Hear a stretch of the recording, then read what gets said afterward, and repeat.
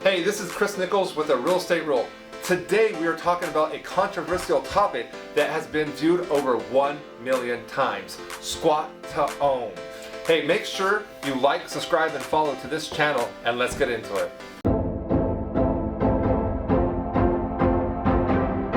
So disclaimer, in no way, shape, or form am I advocating for squatting. I have been to court through tenants who tried to lay adverse possession on me.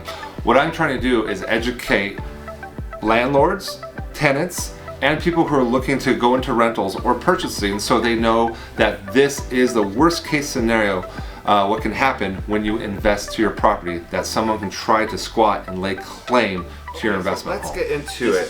What's the difference between a squatter and a holdover tenant? Well, a squatter goes into a property knowing there's no lease in place and they try to lay claim to a territory without paying for it.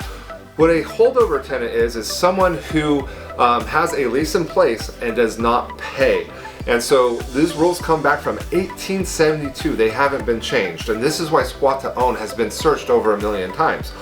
There is this one crazy law. I'm not a lawyer, so just want to clarify that. I'm a real estate broker.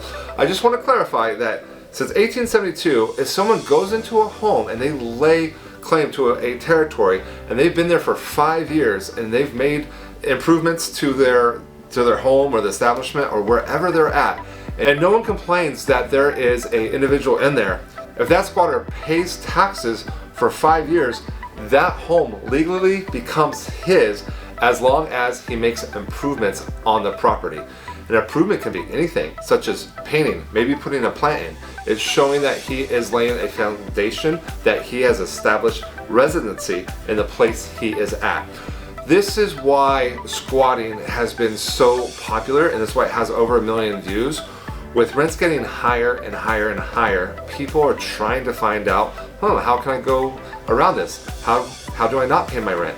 Well, you have to be really, really careful, because when you're renting in a property and your landlord gives you another increase, and let's say, well, I'm not going to pay my rent anymore.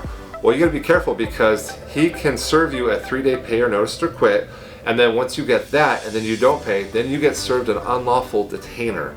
Once you have that and you haven't paid, then they can pursue you through criminal actions with the court, and then that's how evictions happen. So you want to be really careful when it's a difference between holdover tenancy and squatting.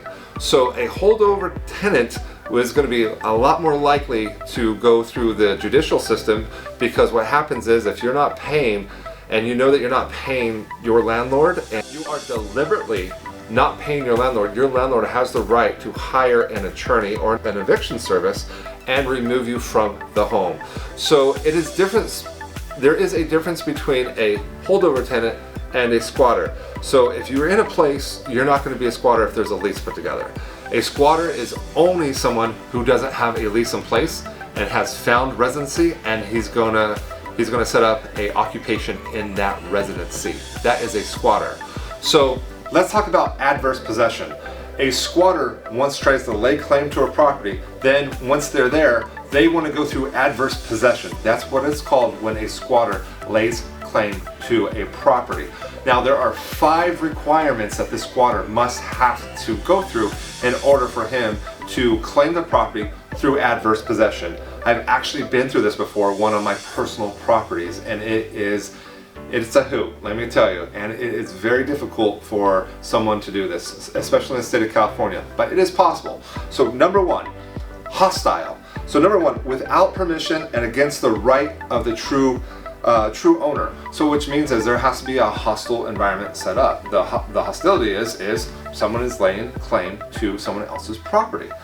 Number 2, actual. Exercising control over real property. So who controls the property, who has the rights to be there. So it's the second thing in adverse possession.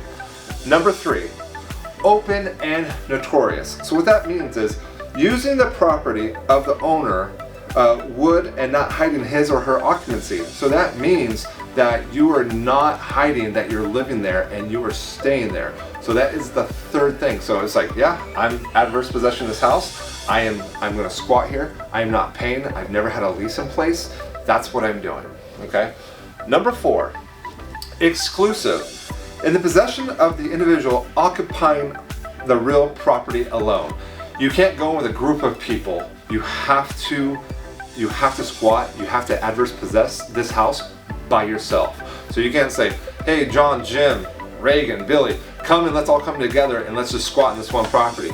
You can't do it with a group of people. It has to be one person. And then finally, number 5, continuous. You have to stay on that property and you have to pay taxes on that property for 5 years. In my next video, we're going to talk about how to get rid of squatters and to make sure that you are not being taken advantage of. So make sure you like, subscribe, and follow if you liked what you heard here today. Thank you so much.